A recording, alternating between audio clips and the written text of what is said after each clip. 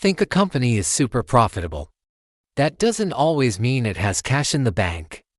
So, how do you know if it's actually healthy?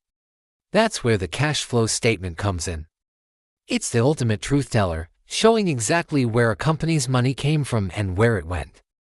Forget the confusing jargon, it's actually pretty simple. The statement is broken down into three key areas. First, operating activities. This is cash from the main business.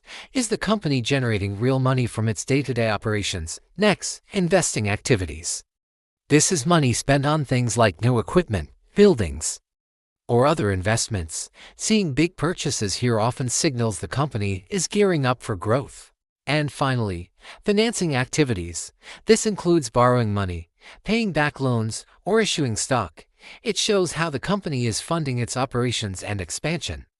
Remember this, profit is just an opinion, but cash is reality. A company can show all the profit in the world, but if it runs out of actual cash, it's game over. So next time you're looking at a company, check its cash flow. It tells you the real story. Thanks for watching, and don't forget to subscribe for more simple finance tips.